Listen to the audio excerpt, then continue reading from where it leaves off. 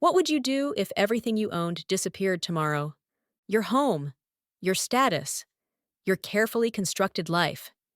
Here's the real question. Would your marriage survive it? This is a story about two people who thought they had everything. A penthouse in the clouds. A love that looked perfect from the outside. But perfection is a lie we tell ourselves when we're too afraid to tell the truth.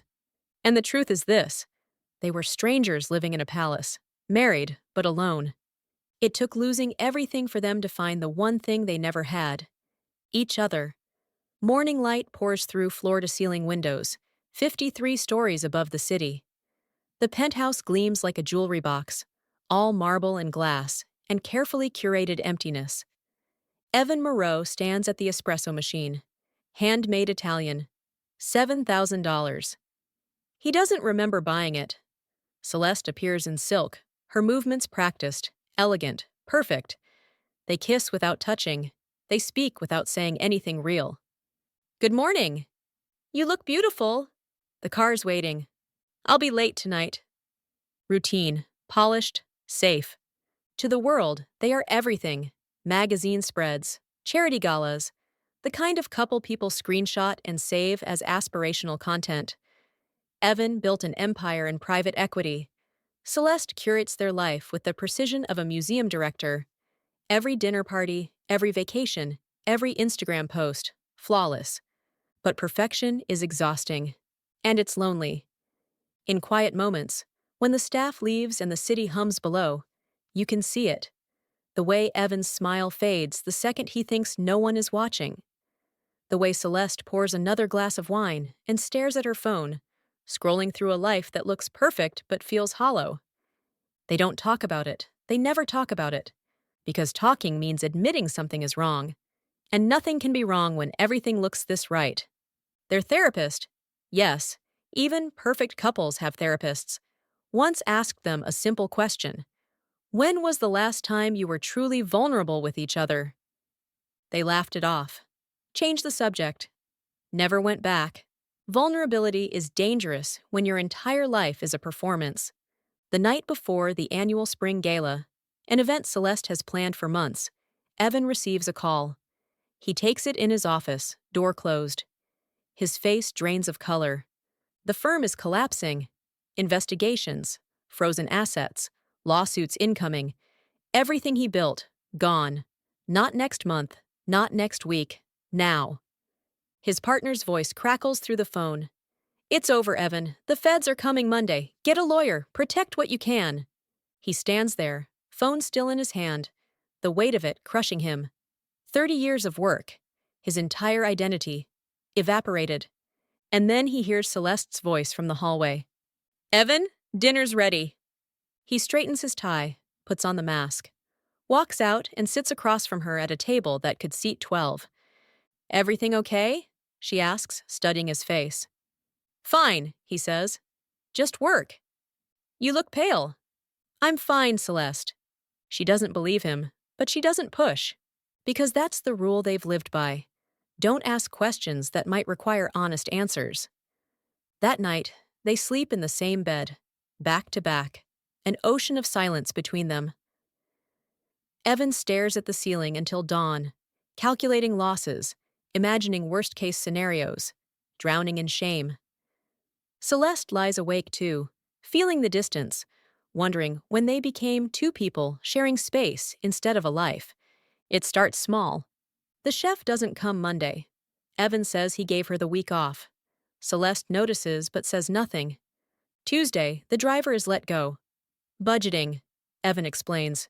We don't need him every day. Celeste's stomach tightens. Since when do we budget? Since it's responsible. She wants to press, but he's already walking away. By Thursday, the housekeeper is gone too. The penthouse, once alive with quiet efficiency, begins to feel cavernous, empty. Every footstep echoes. Dust collects on surfaces that were always pristine. Celeste tries to clean. She doesn't know how. She's never had to. Friday night, she finds Evan in his office, surrounded by papers, head in his hands. Evan. He doesn't look up. Evan, talk to me. Not now. When? You've been shutting me out for weeks. I said not now. His voice cracks through the space like glass breaking. She steps back. Wounded. Fine. She closes the door. He hears her heels clicking away, and he hates himself for it. But he still doesn't follow. Weeks pass. The luxury unravels thread by thread. The cars, gone, repossessed before dawn. Celeste wakes one morning, looks out the window, and sees empty spaces where their vehicles used to be. Where are the cars? She asks over breakfast. Sold them, Evan says, not looking up from his tablet. Both of them? We only need one. We don't have one. There's nothing down there. I'm handling it. Handling what? What's happening? Celeste, please, I'm handling it. But he's not handling it. He's drowning. And he's pulling her under without telling her why. The credit cards start declining, first at Bergdorf's, then at the salon, then at a restaurant Celeste has been going to for years. I'm sorry, Mrs. Moreau, but this card was declined. Do you have another? The humiliation burns. Everyone is watching. She smiles, pulls out another card, prays it works. It doesn't. She leaves cash, tips poorly, walks out with her head high and her chest tight. When she gets home, Evan is on the phone, arguing with someone, his voice low and desperate. I need more time. I understand that, but I need more time. He sees her, hangs up. Who was that? Work. Don't lie to me. I'm not lying. Evan, our cards aren't working. The staff is gone. You won't talk to me. What the hell is going on? He stands, walks toward her, his face hard. What's going on is you spend us into oblivion, Celeste. The clothes, the trips, the remodels every 6 months. Don't you dare. Her voice is ice. Don't you dare blame me for this. Who else should I blame? How about yourself? You're the one who insisted on this life. The penthouse, the cars, the image. I never asked for any of it. You loved it. Don't pretend you didn't. I loved you. The rest was just decoration. Evan laughs, bitter, broken. Well, the decoration is gone now. Happy? Celeste stares at him. This man she married, this stranger. Who are you? She whispers. He doesn't answer. The invitations dry up. Friends stop calling. The social media comments slow, then stop. People sense blood in the water. At a gallery opening, one of the last events they're invited to, Celeste overhears 2 women talking. I heard they're broke. Completely. Evan's firm collapsed. Federal investigation. God, how embarrassing! Celeste stands there, champagne in hand, invisible. She sets the glass down, leaves without saying goodbye. When she gets home, Evan is sitting in the dark. Why didn't you tell me? She asks quietly. Tell you what? That everyone knows, that we're the joke, that I've been walking around the city looking like a fool. You're not a fool.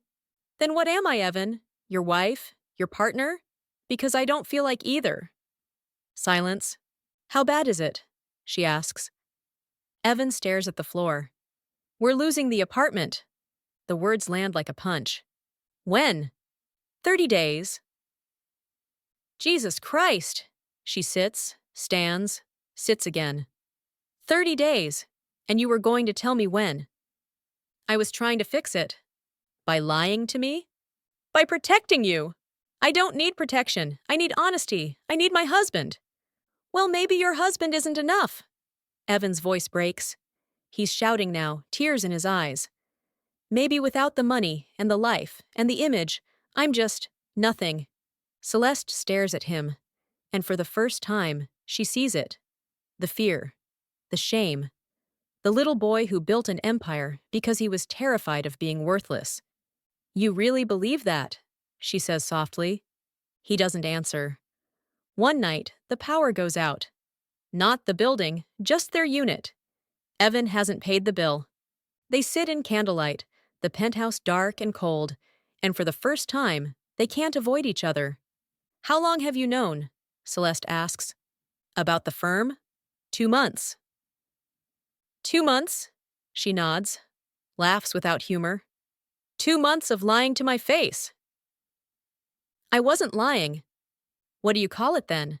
I was trying to handle it. By shutting me out? By making me feel crazy for asking questions? I didn't want you to see me like this. Like what? Like a failure. His voice cracks. I didn't want you to look at me the way you're looking at me right now. And how is that? Like I'm not enough. Celeste's breath catches. She's quiet for a long moment. Then, quietly, Evan, I never married you for the money. Yes, you did. No, I didn't. Her voice is firm now, angry. You decided that's why I married you. You decided that's all you had to offer, and you've been hiding behind it ever since. That's not true, isn't it? When was the last time you told me you were scared, or sad, or that you needed help? He says nothing. You built this perfect life so you'd never have to be vulnerable. And now that it's gone, you don't know how to just be with me. Tears stream down Evan's face. I don't know how. Then learn. Here's what no one tells you about losing everything. The money goes first, then the friends, then the distractions. And what you're left with is the one thing you've been avoiding your entire marriage. The truth. The raw, ugly, beautiful truth about who you really are when the masks come off. Evan and Celeste are about to learn something that will either save them or destroy them. You can't hide from someone when you have nowhere left to run. They fight, really fight. Years of unspoken resentment pour out like poison. It's 3 a.m. They're packing boxes. The penthouse is a graveyard of their former life. You know what kills me? Celeste says, taping a box shut with more force than necessary. I spent 10 years trying to be perfect for you. The perfect wife, the perfect hostess, the perfect accessory. I never asked you to be perfect. You didn't have to ask. It was the price of admission. She throws the tape across the room. Do you know how exhausting it is, pretending you're happy all the time? You think I wasn't exhausted. I was drowning, Celeste. Drowning in debt, in pressure, in trying to keep all of this afloat, and you just kept spending. There it is again. You keep blaming me. Because it's true. No, it's easy. It's easier to blame me than to admit you built a life we couldn't afford because you were too insecure to just be enough as you are. The words hang in the air. Brutal. True. Evan's face goes red. At least I was trying. What were you doing? Shopping? Posting? Playing house? Celeste's eyes flash. I was trying to fill the space you left when you stopped seeing me. I saw you. No, you didn't. You saw the version of me that fit your image. Beautiful, elegant, quiet. I could have been a mannequin for all you cared. That's not fair. None of this is fair, Evan. Fair would have been you telling me the truth. Fair would have been us facing this together. But you decided, you, alone, that I couldn't handle it. That I was too fragile, or too shallow, or too something. And you know what that tells me? What? That you never trusted me. Not once in 10 years. Evan opens his mouth. Closes it. Because she's right. The silence between them is deafening. They pack in separate rooms. Around 4 a.m., Evan finds Celeste in what used to be her closet. She's sitting on the floor, surrounded by designer dresses, crying silently. He sits next to her. I'm sorry, he says. She doesn't look at him. For what? For all of it. For lying. For shutting you out. For making you feel like you weren't enough when you were the only thing that ever was.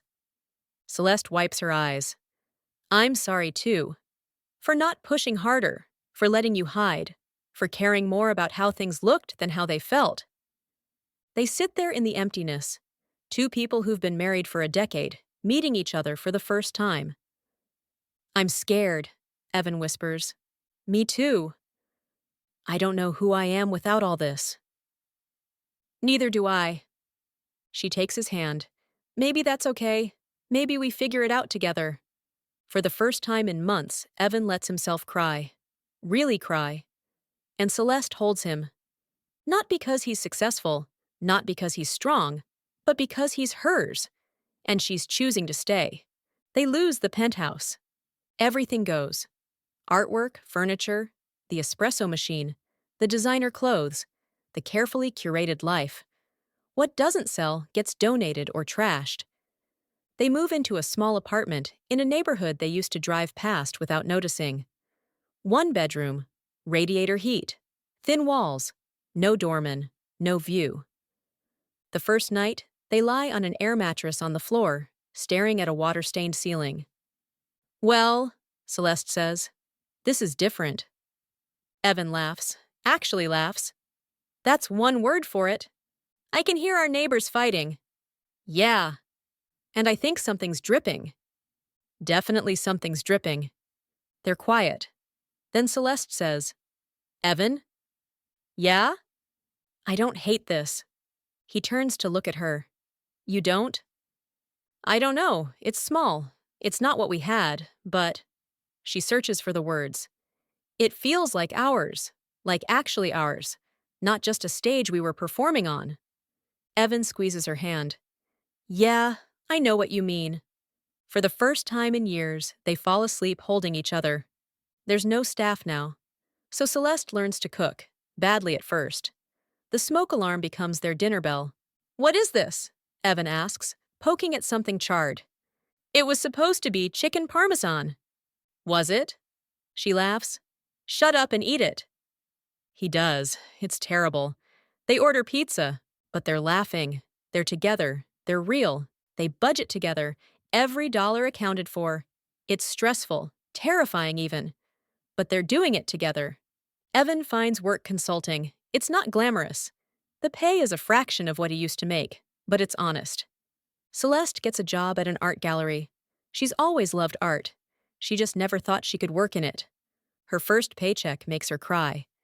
"I earned this," she says, holding it like it might disappear. Evan kisses her forehead. "You did." Late at night, in their tiny bedroom with the radiator clanking, they talk. Really talk. About fears.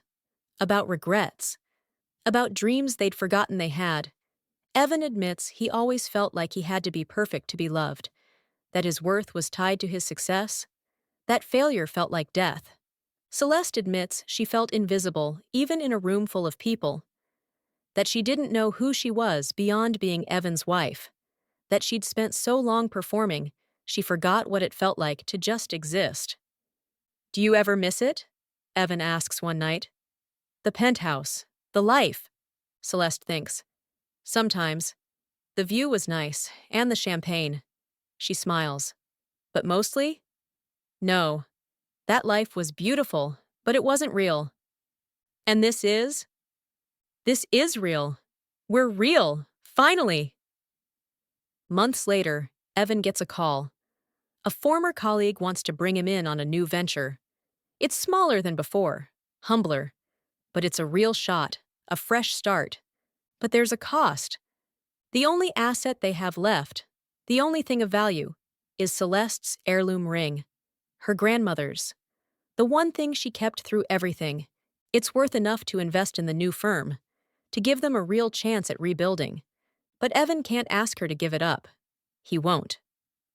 One evening, Celeste comes home from the gallery and finds Evan sitting at their small kitchen table, staring at his laptop. The opportunity right there in front of him, just out of reach. She knows. She always knows. She doesn't say anything. She just walks over, takes off the ring, and places it in his hand. "Celeste, no?" "Yes." "I can't ask you to do this." "You're not asking. I'm giving.